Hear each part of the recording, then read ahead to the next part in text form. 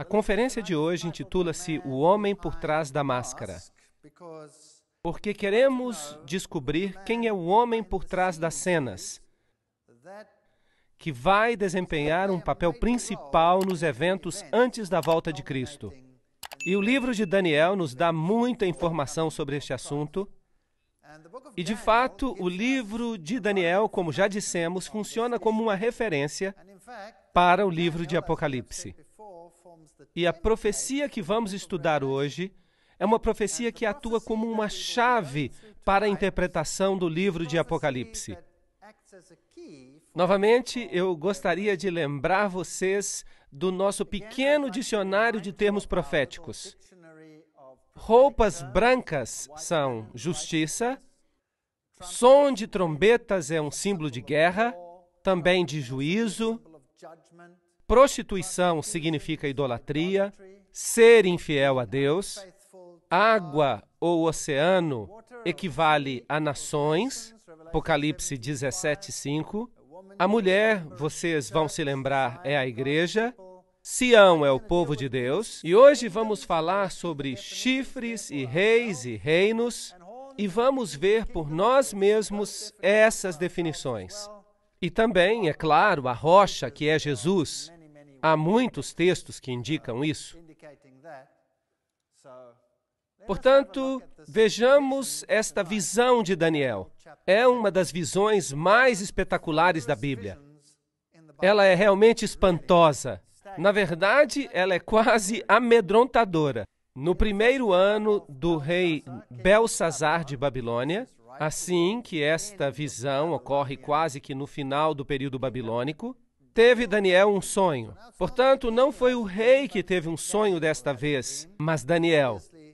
E, obviamente, ele vai nos dar mais detalhes do que o rei em sua visão prévia, a qual foi como que um ABC da profecia. Teve Daniel um sonho e visões na sua cabeça quando estava na sua cama e escreveu logo o sonho. Ele vai explicar, não temos que adivinhar nada sobre isso. Daniel 7, versos 2 e 3. Eu estava olhando na minha visão da noite e eis que os 4 ventos... O que era mesmo isso?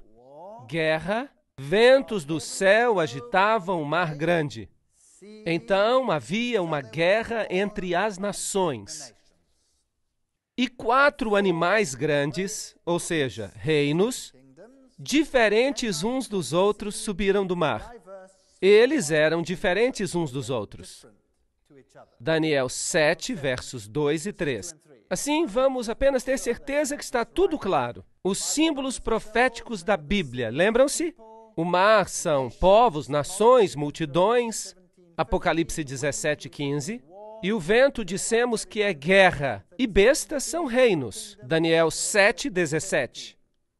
Vamos ler estes textos para que fique tudo absolutamente claro. Apocalipse 17:15. As águas que viste são povos e nações e multidões e línguas. Portanto, este é o primeiro símbolo. Vamos até Jeremias para ver o que podemos encontrar ali. Jeremias 49:36. E trareis sobre Elão os 4 ventos dos 4 cantos do céu, e os espalharei na direção de todos estes ventos, e não haverá nação onde não cheguem os fugitivos de Elão. Verso 37. E farei com que Elão tema diante dos seus inimigos. Agora, chamamos isso de paralelismo hebreu. Algo é explicado de uma maneira e depois repetido de outra. E dessa forma os símbolos são explicados. Eles se explicam a si mesmos. Portanto, os 4 ventos, os que dispersam Elão, significa que Elão temerá diante dos seus inimigos. Haverá guerra. E diante dos que procuram a sua morte, farei vir sobre eles o mal, o furor da minha ira, diz o Senhor. E enviarei sobre eles a espada, a guerra, até que venha consumi-los. Então temos aqui o paralelismo, para ver que o mar equivale às nações e o vento equivale às guerras. Daniel 7:17. Estes grandes animais são 4 computadores em Bruxelas. Não diz nada disso. Diz, estes grandes animais são 4 reis que se levantarão da terra. Portanto, 4 reinos que virão e são descritos como animais. ou bestas. 17:23. O quarto animal será o quarto reino na terra. Portanto, esta é a definição bíblica. Não podemos interpretar estes símbolos de nenhuma outra maneira a não ser como a Bíblia diz. Assim, os quatro animais são quatro reinos que se levantarão da terra. E agora podemos olhar para os reinos e descobrir para onde ir. O primeiro era como leão, mas tinha asas de águia. Enquanto eu olhava, foram-lhe arrancadas as asas, e foi levantado da terra, e foi posto em pé como homem, e foi-lhe dado um coração de homem. Daniel 7, verso 4. Agora, o primeiro reino que nós tínhamos em Daniel capítulo 2, a cabeça de ouro, Daniel a identificou como sendo Babilônia. A primeira besta que nós vemos aqui é o leão com asas de águia, que a propósito era o símbolo, um dos símbolos de Babilônia. E o que é fascinante aqui é que fizeram com que este animal ficasse em pé como um homem, e um coração de homem lhe foi dado. Este é um reino que exalta o lado humano acima de Deus. Esta é a apostasia máxima contra Deus, colocando o homem no lugar onde Deus deveria estar. E veremos, à medida que continuamos nesta série, que os eventos do fim também culminam com este mesmo assunto. O homem sendo colocado no lugar onde o divino deveria estar. Portanto, Bab-El, como eu já lhes disse, Babel, Bab é portal e El é Deus, portal de Deus, um outro caminho para Deus. Um outro caminho, outro além do caminho que foi prescrito e encontramos na Bíblia. Assim, aqui está este poder que se levantará e representa a Babilônia, em paralelo com a cabeça de ouro, 605 a 539 a.C.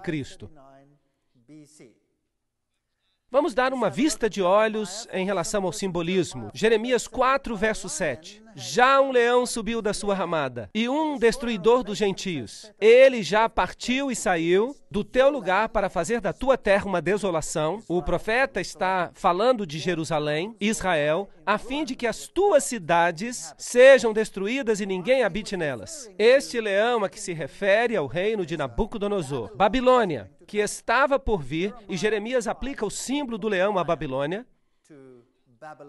Portanto, o primeiro reino é Babilônia. Aqui está um símbolo que era usado em Babilônia. Você pode ver que o leão com asas de águia é parte desse simbolismo.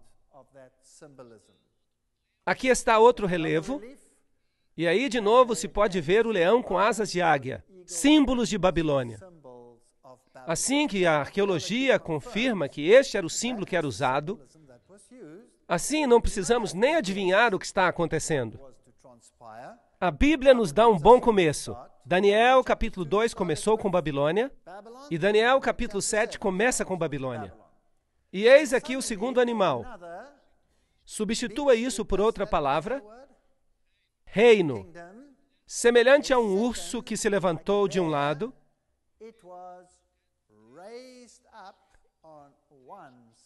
tendo na boca 3 costelas, entre os seus dentes. E foi-lhe dito assim: levanta-te e devora muita carne. Daniel 7, verso 5. E este animal vai vir e vai devorar a carne do animal anterior. Ele vai fazer guerra e vai substituí-lo. Ele tinha 3 costelas, e um lado era mais alto do que o outro. Agora, qual era o próximo reino em Daniel capítulo 2? Era a Medopérsia. Há um pouco mais de detalhes aqui. Os medos e persas eram de jugo desigual. Primeiramente, os medos foram mais proeminentes e se levantaram de um lado, e depois os persas chegaram a ser equivalentes e mesmo mais elevados, assim que não eram iguais em poder. Portanto, o animal seguinte, o reino que se levanta, seria a Medo-Pérsia. 3 costelas na sua boca. Houve 3 guerras principais associadas com as conquistas da Medo-Pérsia. A Medo-Pérsia representa, porque aqui vemos um paralelo, aos braços e peito de prata da estátua, e governaram de 539 a 331 a.C. E aqui, nas conquistas que fizeram, vemos a primeira, Lívia, conquistada dessas porções do Império Babilônio. A outra conquista foi a própria Babilônia, e a terceira foi o Egito. E eles, basicamente, assim conquistaram todo o Império Babilônio, com estas 3 conquistas, representadas aqui por 3 costelas na sua boca. Daniel 7, verso 6. Depois disso, eu continuei olhando, e eis aqui outro semelhante a um leopardo, e tinham 4 asas de ave nas suas costas, e tinha também este animal 4 cabeças, e foi-lhe dado domínio. Agora, temos aqui algo fascinante. Daniel 7, verso 6. O reino seguinte a se levantar foi, obviamente, o reino grego. E aqui ele é descrito como um leopardo. Lembram-se dos animais? Há um leão, um urso e agora um leopardo. E há 4 cabeças associadas a esta besta.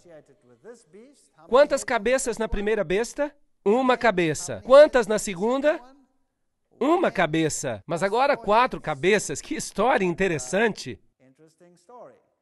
Depois disso, eu continuei olhando, e eis aqui outro semelhante a um leopardo, e tinha 4 asas de ave nas suas costas, e também tinha este animal 4 cabeças, e foi-lhe dado domínio. Portanto, o reino que se levantou a seguir foi a Grécia, 331 a 168 a.C. E quando a Grécia estava no seu auge, Alexandre o Grande morreu. Depois de uma noite de bebedeira, demorou um tempinho e depois morreu. E o reino foi então dividido em 4. Os 4 generais, Cassandro, Lisímaco, Ptolomeu e Seleuco. Esta é a divisão do reino grego em 4. Fascinante. Portanto, havia 4 cabeças, assim que agora já temos um total de 6 cabeças. O leão, o urso e mais as 4 do leopardo. Igual a 6. Depois disso, Daniel 7, verso 7, eu continuei olhando nas visões da noite, e eis aqui o 4º animal, terrível e espantoso, e muito forte, o qual tinha dentes grandes de ferro. Você se lembra qual é o simbolismo do ferro? Onde é que o encontramos? Em Daniel capítulo 2. E era um símbolo do Império Romano. Aqui temos o mesmo simbolismo. Ele devorava e fazia em pedaços e pisava a pés o que subjugava. Aqui está um poderoso império, no nível político, o mais poderoso dos 4, e destruiria e devoraria, até com seus pés destruiria. E há algo muito interessante acerca disso. Daniel 7, verso 7. Era diferente de todos os animais que apareceram antes dele. E tinha 10 chifres. Certo? Não há um número de cabeças mencionado aqui, então presumimos que havia só uma, com 10 chifres. Assim que você conta todas as cabeças das bestas de Daniel 7, quantas cabeças nós temos? Temos 7 cabeças. 7 cabeças. Agora, a besta que nós encontraremos no livro de Apocalipse tem 7 cabeças. E a besta do livro de Apocalipse com as 7 cabeças também tem todos os componentes das bestas que são mencionadas aqui em Daniel. Capítulo 7. Portanto, precisamos saber que cada uma dessas cabeças e quais eram as filosofias associadas com esse período de tempo.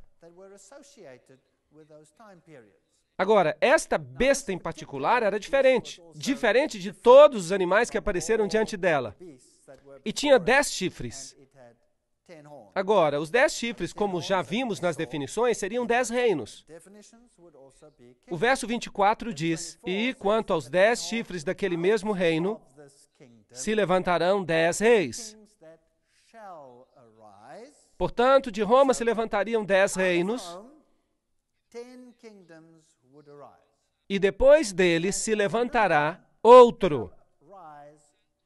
Portanto, depois que os 10 tenham se levantado, depois de Roma ter sido dividida em 10, um outro se levantaria, o qual será diferente dos primeiros e abaterá 3 reis. Bem, isso é fascinante. Portanto, o quarto animal se divide em 10, mas ainda é basicamente o mesmo animal. O mesmo animal se divide em 10. E deste animal, na divisão dos 10, vem outro poder. E ele é o que adiciona um aspecto diferente. Está claro? É isso que o texto diz. Qual será diferente? Diferente dos primeiros. Portanto, Roma será diferente dos outros por causa daquela besta. E ele governará por quanto tempo? Até que veio o ancião de dias e o julgamento foi dado aos santos. Esse é um longo período de tempo. Portanto, Roma governou de 168 a.C. a 476 depois de Cristo, e depois foi dividida em 10. Quantos dedos há na profecia anterior? 10 dedos. Aqui temos os 10 novamente, divididos em 10, e outro se levantará depois deles, e ele será diferente, e o sistema permanecerá por quanto tempo? Até que venha o ancião de dias. Uau! Um longo tempo. Portanto, estamos falando de um longo período de tempo. Roma governou de 168 a.C. a 476 depois de Cristo. Então foi dividida. Assim que temos exatamente a mesma sequência. Nós temos o leão que se compara à cabeça de ouro. Depois temos o urso que se compara aos braços e peito de prata. Depois temos um leopardo de 4 cabeças que representa o quadril de bronze. E agora temos um animal terrível, que representa as pernas de ferro. E os 10 dedos, quando dividida em 10, e também será diferente por causa de um outro que se levanta depois dele. Assim que é isso que temos até agora. Daniel, capítulo 7, versículos 19 ao 23. Então tive desejo de conhecer a verdade acerca do quarto animal, que era diferente de todos os outros. Muito terrível, cujos dentes eram de ferro e as unhas de bronze. Portanto, havia um elemento de bronze nessa quarta besta. O bronze era um componente muito importante. Ora, de fato, o Império Grego foi praticamente incorporado por Roma. A filosofia grega se tornou a base do Império Romano. E, de fato, quando Roma se dividiu nas duas pernas, uma era o Império Bizantino e a outra era o Império do Ocidente. E o Império foi governado por Constantinopla. E era onde a filosofia grega abundava. A filosofia grega era a filosofia do tempo. Portanto, ali está este elemento de bronze. As unhas de bronze. E nós encontraremos, interessantemente, estas unhas outra vez mais tarde, que devorava e fazia em pedaços e pisava a pés o que sobrava. Assim que ele queria saber mais acerca deste quarto terrível animal. O quarto animal, é-nos dito no verso 23, será o quarto reino na terra, o qual será diferente de todos os reinos. E devorará que parte da terra? Toda a terra. E a pisará a pés e a fará em pedaços. Agora, Roma, na sua forma original, tomou conta do mundo inteiro? Sim ou não? Não. E a China? E o Japão? E as Filipinas? E a Austrália? E a África do Sul? E os Estados Unidos? E a América do Sul? E essas áreas? Será que Roma governou sobre todas elas? Obviamente que não. Mas lembrem-se, a profecia não diz que seria esta Roma. Roma acaba e é dividida em 10. e que outro se levantaria e governa até quando? Até que venha o ancião de dias. Assim que a profecia ainda hoje está de pé. Nesse contexto. Faz sentido? Ok.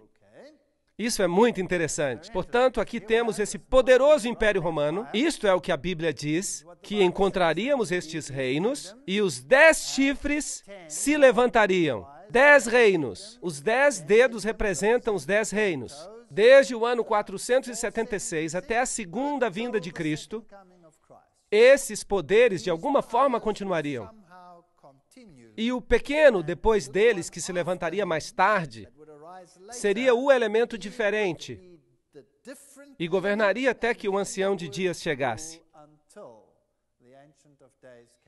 Daniel 2, verso 44, lembrem-se, está falando acerca dos 10 dedos, que são equivalentes aos 10 chifres, e diz, mas nos dias desses reis, o Deus do céu levantará um reino, que não será jamais destruído, e esse reino não passará a outro povo, e esmiuçará e consumirá todos esses reinos, mas ele mesmo subsistirá para sempre. Assim que temos um paralelo perfeito entre Daniel capítulo 2 e o capítulo 7. Agora, Daniel estava se perguntando acerca disso. No verso 8 diz, estando eu a considerar os chifres, portanto, ele estava olhando para a linha de tempo para ver quando Roma era dividida em 10 componentes. E ele está olhando para esses 10 reis que se levantam do Império Romano. Eis que entre eles subiu outro chifre pequeno. De fato, se fala de pequenez. Ele era muito pequeno. E então ficou cada vez maior. Entre eles subiu. De onde ele sobe? Dentre eles. Bem, então este chifre pequeno sobe dentre os 10. Isso é muito importante, porque este chifre pequeno é o homem por trás da máscara. E este chifre pequeno sobe dentre os 10. Portanto, os 10 reinos estão lá, e ele se levanta do meio deles. Assim, que tipo de poder é esse? Este é um poder europeu? Porque os 10 chifres que se levantaram do Império Romano Ocidental, portanto, não podemos procurar este chifre no Oriente Médio, por exemplo. Podemos? Não. Podemos procurá-lo nos Estados Unidos da América, por exemplo? Não. Onde é que podemos procurá-lo? Lá onde se espera que ele se levante. Ele tem que aparecer entre os 10. Ele tem que aparecer entre os 10. E todos os 10 estão lá quando se levanta. Repare, diante do qual 3 dos primeiros chifres foram arrancados. Portanto, por causa desse poder, 3 dos que tínhamos antes são removidos. Faz sentido? Vamos ter que tirar 3. Quem vai arrancá-los? Ou como consequência de quem eles serão arrancados? Deste poder. Isso é muito importante para que tenhamos isso tudo muito bem claro, porque não queremos cometer nenhum erro. E eis que neste chifre havia olhos como os de homem e uma boca que falava grandes coisas. Onde encontramos este simbolismo anteriormente? Esse simbolismo de homem. Babilônia. Lembram-se? Encontramos isso em Babilônia. Aqui há o mesmo simbolismo, neste poder. O homem se levantará outra vez, mas assim mesmo acima do Altíssimo, e tomará o lugar do Altíssimo. Esta é uma nova Babel, um outro portal para o céu. O homem exaltando a si mesmo acima do divino e falando grandes coisas. Ele está falando contra Deus. Portanto, agora temos algo da história. Ele se levanta da divisão do Império Romano. Uma vez que está dividido em 10, então só depois que ele faz a sua aparição. 3 deles são um incômodo para ele, e eles são eliminados sob a sua influência. E então ele se levanta como um cogumelo e põe o humano acima do divino. Isto é o que está escrito. Isto é o que está sendo dito aqui. E quanto aos 10 chifres, daquele mesmo reino que se levantarão, serão 10 reis, e depois dele se levantará outro. Pergunta, ele se levanta do remanescente do Império Romano ou do remanescente do Império Grego? Império Romano. Império Romano. Não se esqueçam disso. A rocha também atinge os pés. Ela atinge os pés de que império? Do grego ou do romano? Do Império Romano? Portanto, se você já sabe disso, será capaz de resolver metade dos problemas das falsas profecias que há ao redor do mundo, que dizem que o anticristo se levantará, ou melhor, que se levantou no passado, no tempo da Grécia. Não, não, não, não. A Bíblia não diz isso. A Bíblia diz que ele se levanta quando? Uma vez que Roma seja dividida nos seus componentes. Isto é o que a Bíblia diz. E governa até que venha o ancião de dias. Ele já está aqui agora? Bem, deveria estar. Claro, ele já deve estar por aqui. E alguns ainda estão esperando por ele. Para quê? Ele já está aqui. Não precisamos esperar. Deveríamos ser capazes de dizer, ali está ele. Isso é muito interessante. Portanto, ele será diferente dos primeiros. Portanto, o aspecto é diferente na quarta besta, que é feito por quem? Por ele mesmo. E por que é diferente? Ele é o responsável por serem removidos 3 reinos inteiros. Bem, vocês se lembram dos reinos, os anglo-saxões, os francos, os alemanos, os lombardos, os ostrogodos, os érulos, os burgúndios, os visigodos, os suevos e os vândalos. Havia 10 deles. Mas havia alguns que eram terrivelmente opostos a esse poder. O principal deles eram os érulos, de 493 depois de Cristo. Olhem onde eles governavam. Esse povo tinha uma filosofia interessante. E esta filosofia diferia substancialmente da filosofia deste outro poder do chifre pequeno. Agora, infelizmente, nós não temos documentos históricos sobre as crenças dos érulos. Nem tampouco temos quaisquer documentos sobre as crenças dos ostrogodos. O que nós temos é um pouquinho das crenças dos vândalos. Mesmo assim, com pouca documentação religiosa. Por que não temos isso? Porque tudo foi destruído. Então, toda a informação que nós temos é de segunda mão. Aparentemente, a história nos diz hoje que esses 3 poderes que foram removidos eram de profissão ariana. Em outras palavras, que eles ensinavam que Jesus não era Deus e, portanto, eles tiveram que ser removidos. Mas, de fato, não há nenhuma evidência disso em lugar algum. Trata-se de informação de segunda mão, provida pelo poder que os destruiu. O aspecto mais interessante é que aqueles que foram destruídos tinham um evangelho diferente. Um evangelho que era derivado da Palestina e que era um reflexo muito mais verdadeiro do evangelho bíblico do que qualquer outro. E é possível que eles tivessem um cristianismo derivado diretamente da fonte original. E talvez por isso tiveram que ser removidos. É uma possibilidade bem plausível. Há bastante investigação que tem sido feita sobre isso. E eu não sou totalmente contra esta ideia. Portanto, foram destruídos em 493 depois de Cristo. Agora, se esta quarta criatura, esse novo poder, se levanta do meio deles, então ele já deveria ter se levantado antes de 493. Os que vão ser eliminados a seguir são os vândalos, 534 depois de Cristo. Eles afligiram o Império Romano e os sujeitaram uma grande parte da sua cultura religiosa do mundo bizantino e romano.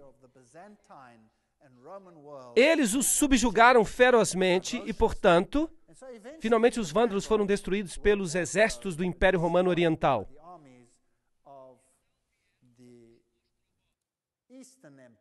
E então vieram os ostrogodos. Eles foram os últimos. Os ostrogodos governaram até 538 depois de Cristo. E eles ocuparam primeiramente esta área, e mais tarde ocuparam e conquistaram toda a capital do Império Romano Antigo e áreas circunvizinhas. E os ostrogodos também tinham um evangelho derivado da antiga Palestina. Portanto, eles tiveram que ser removidos. Eles eram tolerantes às outras religiões, mas eles eram um espinho na carne do poder do chifre pequeno. E finalmente eles foram destruídos com a ajuda, dentre outros, dos francos, por aqui mais ou menos, que fizeram uma aliança com os reis de Constantinopla, com os Césares. E, portanto, em 538 d.C., a oposição ao chifre pequeno desapareceu. E ele cresceu como um cogumelo. Portanto, os alemanos, os remanescentes dos 10, eles são os alemães hoje, os burgúndios, os suíços, os francos, os franceses, os lombardos, os italianos, os saxões, os ingleses, os suevos, os portugueses, os visigodos, os espanhóis, e os érulos, os vândalos e os ostrogodos foram eliminados. De fato, estes não foram os únicos contra os quais se fez guerra.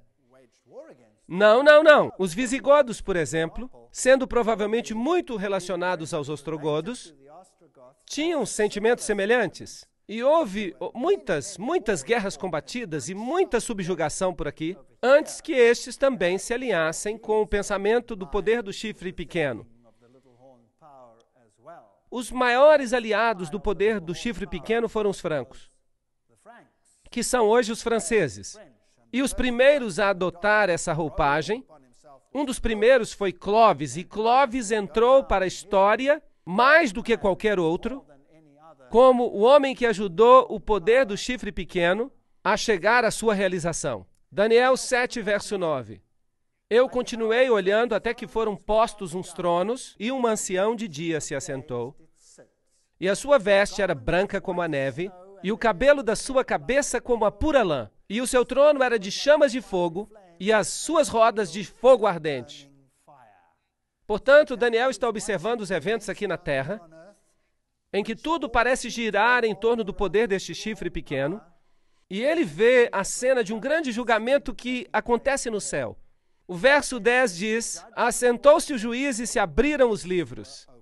Portanto, aqui havia uma cena de julgamento. E eu estava olhando nas minhas visões da noite, e eis que vinha nas nuvens do céu um como filho do homem. Este é um acrônimo para anjo. Vamos ver que isso nos vai ser explicado em outra conferência. E ele se dirigiu ao ancião de dias e o fizeram chegar até ele.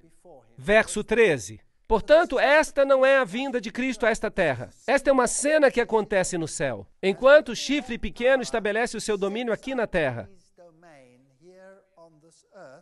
Assim que o julgamento está pronto para sentar-se no reino celestial. E foi-lhe dado, isto é, ao Filho do Homem,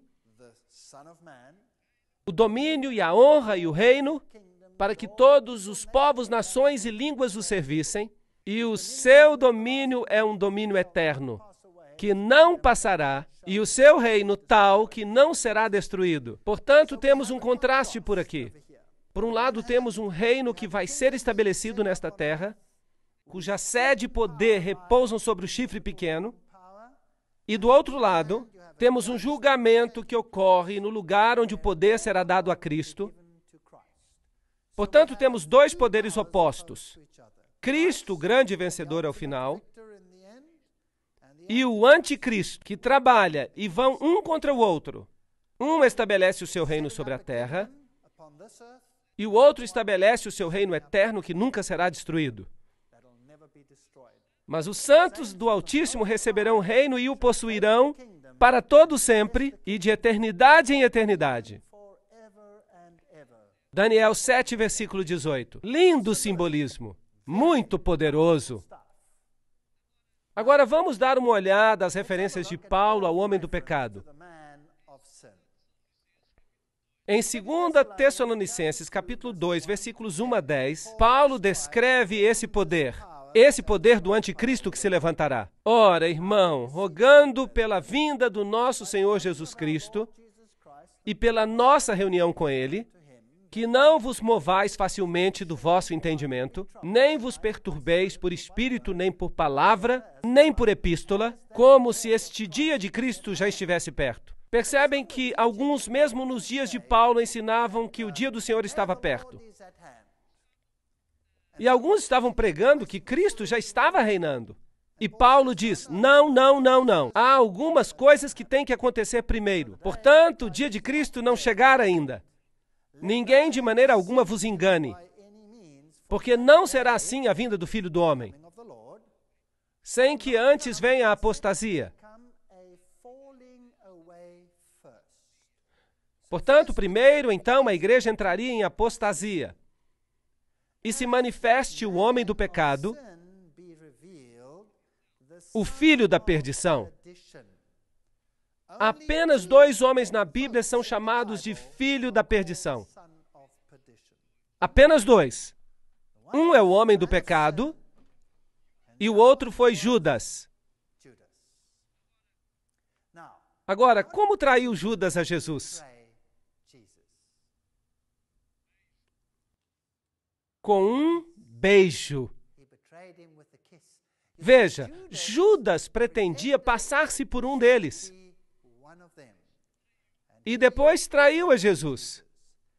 O outro, você acha que é possível que ele se faça passar por discípulo, mas depois traia Jesus com um beijo? Acha que isso seria possível, só que numa escala maior? Então, que ninguém vos engane de maneira alguma, porque não será assim antes que venha a apostasia. A apostasia na igreja, e se manifeste o homem do pecado, filho da perdição, o qual se opõe e se levanta contra tudo que se chama Deus, ou se adora, de sorte que se assentará como Deus no templo de Deus, querendo parecer Deus, com Deus. Portanto, aqui está uma autoridade presunçosa que assume o poder. De fato, este poder dirá, eu sou um outro Deus nesta terra. E a salvação é através de mim. Mas este poder será um poder sutil que trabalha tal como Judas trabalhou. Mas este é o espírito do anticristo, do qual já ouvistes que há de vir, e eis que já está no mundo. 1 de João, verso 3 do capítulo 4. Portanto, agora vamos pensar nisso. Se o espírito do anticristo já estava no mundo no tempo de João, e Paulo diz que virá a apostasia, então este homem do pecado será revelado. Então, este homem do pecado tem estado conosco por todo este tempo. Portanto, já vimos que ele não pode ter vindo no Império Grego, porque ele se levanta do 4º Império, e tampouco pode vir em algum momento do futuro de uma tribo da Palestina. Correto? Vocês estão de acordo comigo? Ok. Se isso está correto, então todo mundo cristão deve estar em um grande erro acerca deste assunto. Porque metade da cristandade acredita e ensina que o anticristo já veio e que o seu nome era Antíoco Epifânio IV e que ele era um rei grego. A Bíblia diz que ele se levanta do 4º animal. De fato, depois do declínio do 4º animal e a sua divisão em 10. E a outra metade da cristandade é ensinada que o anticristo virá no futuro, depois do arrebatamento. Agora, nós temos aqui um problema, porque esta não é sequer a mesma igreja cristã, mas aqui diz na igreja primitiva que ele já estava no mundo e agia de maneira clandestina na igreja cristã primitiva. Portanto, nenhuma dessas posições pode estar correta. Paulo continua, não vos lembrais que estas coisas vos dizia enquanto ainda estava convosco? E agora vós sabeis o que o detém, para que a seu próprio tempo seja manifestado. Portanto, algo está detendo, impedindo que este poder se levante. Algo está detendo este poder, porque já o mistério da iniquidade opera. Portanto, este poder, este iníquo e misterioso poder, já estava operando no mundo no tempo de Paulo. Portanto, este não é um poder futuro, que virá apenas no fim dos tempos. Não, não, não. Ele tem que estar aqui. Ele já está aqui há todo este tempo. Somente há um que resiste até que do meio seja tirado. Vemos na versão Almeida Revista e Atualizada. E aguarda que somente seja afastado aquele que agora o detém.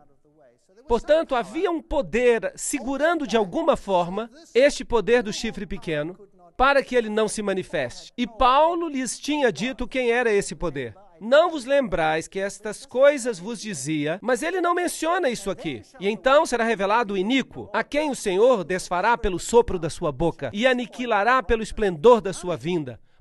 Portanto, este poder será levantado quando algo que o detém seja tirado, ou algum poder que o está detendo, e este poder será destruído por ocasião da segunda vinda de Cristo. A esse cuja vinda é segundo a eficácia de Satanás, com todo o poder e sinais e prodígios e mentiras. Esta é uma história interessante. Com todo o engano da injustiça para aqueles que perecem, porque não receberam o amor da verdade para se salvarem. Será possível que este poder engane a todo mundo quando eles aceitam um evangelho que é baseado em valores humanos e não em valores divinos? Em critérios humanos e não em critérios divinos? Será que isso é possível? Aqui nós temos um ponto em que Paulo, estamos lendo Romanismo e Reforma de Gratian. Paulo afirma a existência de conhecimento na igreja primitiva. A igreja primitiva sabia, diz ele, qual era o obstáculo. A igreja primitiva nos diz o que ela sabia sobre isso. E ninguém pode se colocar hoje numa posição de contradizer esse testemunho, que Paulo tinha pela palavra da boca somente, dito aos Tessalonicenses. Isto é um ponto em que só a tradição antiga pode ter autoridade. A especulação moderna não tem qualquer relevância nesse assunto. Hoje as pessoas estão dizendo, bem, o que poderia tê-lo detido? Talvez fosse o Espírito Santo. Por que haveria de ser o Espírito Santo? Havia um poder a detê-lo. E quando este poder é removido, o anticristo se levanta e permanecerá até que o Senhor venha. Então, o que os pais da igreja sabiam e que Paulo lhes disse verbalmente? Ele lhes disse, mas não escreveu. Bem, vamos ver o que dizem os pais da igreja primitiva. Tertuliano, um apologista cristão de 200 depois de Cristo, em A Ressurreição, diz: ele que resiste deve resistir até que do meio seja tirado. Que obstáculo está lá senão o Estado romano? A queda do qual, dividido em 10 reinos, deve então introduzir o anticristo. Portanto, isto era o que os pais da igreja cristã primitiva acreditavam, que quando Roma se for, então o anticristo será revelado. Será que isso é bíblico segundo Daniel capítulo 7? Absolutamente. Quando Roma se divide em 10, e quando o Estado romano desaparece, o anticristo será revelado. E isto é o que criam os pais da igreja cristã primitiva. Tá outro, João Crisóstomo, um sermão sobre 2 Tessalonicenses 2. Ele foi bispo em Constantinopla, em 390, e diz: há somente um que impede agora até que seja tirado do caminho, que é quando o Império Romano é tirado do caminho. Então ele virá, o anticristo. Aqui temos outros. Edward Elliot, que escreve um comentário sobre Apocalipse em 1862 e diz: nós temos um testemunho concordante com os primeiros pais, Irineu e dos discípulos de São João, dizendo a Crisóstomo e Jerônimo, quanto a como isto era entendido, acerca do poder imperial que governava e residia em Roma. Assim, isto é uma verdade bem simples. Quando Roma cai, o anticristo vem. Enquanto os Césares mantiveram o poder imperial, era impossível para o anticristo levantar-se. Na queda dos Césares, ele se levantou. Há uma outra fonte. Paulo não identificou o poder repressor porque ele sabia que era Roma e evitou as represálias. Lembrem-se que a igreja cristã estava sendo perseguida por Roma. Uma outra citação. Portanto, Paulo não diz: quando Roma cair, ele virá. Porque se ele tivesse dito isso publicamente, ou escrito, quando Roma cair, ele virá, ele teria entrado num grande problema e a igreja seria perseguida. Portanto, a igreja primitiva acreditava que quando Roma caísse, o anticristo se levantaria. Daniel 7 diz: ele se levantará quando Roma for dividida em 10. Então ele se levantará. Portanto, este é o critério bíblico acerca de quando o anticristo começa a governar.